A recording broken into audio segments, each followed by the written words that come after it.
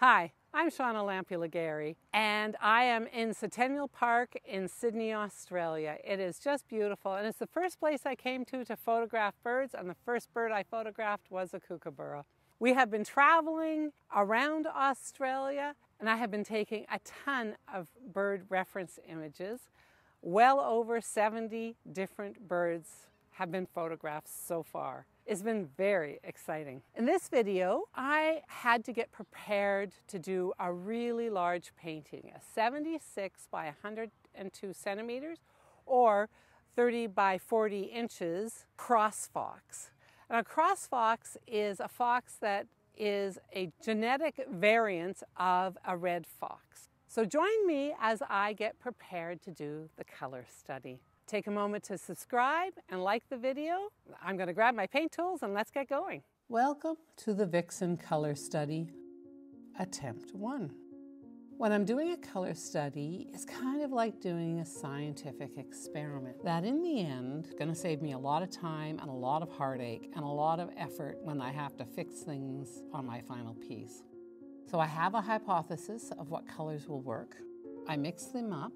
But then I need to get them up on the board. It's the only way that will help me figure out whether or not the colors are actually working for that much larger painting that I'm going to be doing. I started with raw umber as the underpainting. Raw umber is a low chroma yellow. I chose to make the background a lighter value than I usually work with. I work quickly, much like I do when I do the first pass on my painting. I'll try to get all that white covered and move quickly. The goal is to get that information on the board so I can see if it's working or if it isn't working. It took me about an hour to do this color study. I continue to build up the range of shapes that will become the VIXEN.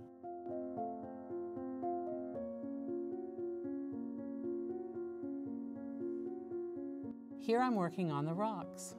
As I lay down the paint here, I'm starting to have doubts about the success of this color study.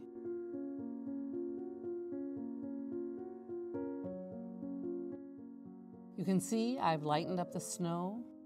My plan is to work from lighter in the front to slightly darker as the snow goes back on the picture plane. I kind of realized I went too dark too fast. Get the larger brush so I can get the paint up faster. As I continue to focus on the fox, I'm just here putting the eye color in. VIXEN Color Study, Attempt 2. There's a couple of days between the first and second color studies. When I woke up the next morning and I looked at the color study with those very fresh, newly critical eyes because you've been away from it for a little bit, I realized I needed to address the blondness of a fox. I had brought the chroma down too far, which just means I desaturated the color too much. And as a result, it wasn't colorful enough. Now, we all know that red foxes, if in direct sunlight, are quite an orange color. But the lighting isn't dramatic in this painting. It's a cloudy day in April, and so the light is not dramatic and it's not making that orange stand out more. I really find it's worth taking the time to do the second attempt to see if the tweaks that I made to the paint mixtures are actually going to work. So when I start to do this a second time, I've made all the decisions. I've thought everything through because I already did one color study. It helps to give me a stronger sense of where I'm going and how it's going to work out. You'll notice that I changed the background, the underpainting, and I used burnt sienna. I also made the underpainting value darker. Though I don't actually use an underpainting in my final piece, I'll explain that in the next video. So to add more chroma just means that I'm pumping up the color. There's less gray in it, there's more color. I work in the Munsell process. For reference, 0 is a neutralized gray, which means it has no chroma. 1 and 2 are quite close to gray, but have some of the color in. And for this one, I moved up to 3 or 4. I didn't really want it super orange because that wouldn't work out and that wouldn't look realistic. The snow seems a little lighter now, and it could be a result of the underpainting, but I also know that I went from a value 9 up to a value 9.5, which is almost pure white. Value 10 is just the plain paint. When I look at the color studies, see that in the first one, I didn't make the Cross Vixen's legs dark enough. Now, a cross vixen is a genetic variance in the fox population, and you will notice them as black kits.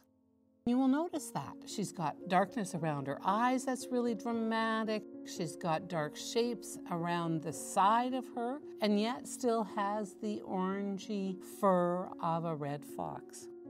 So by making the legs darker, I really think the painting is looking stronger.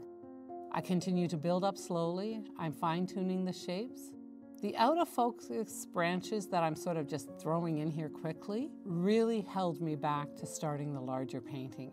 It took me quite a while to resolve how I was going to paint what I was seeing.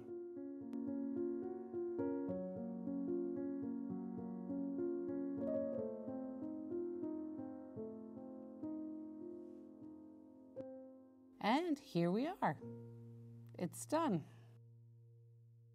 Here are both color studies side by side. You can see that the second one was more successful. It just has more color. The values are darker on the legs and on the rocks and around her face, and the colors that I'm capturing on her fur areas is much better. I think I'm going to say attempt 2 was a success. Thanks for watching.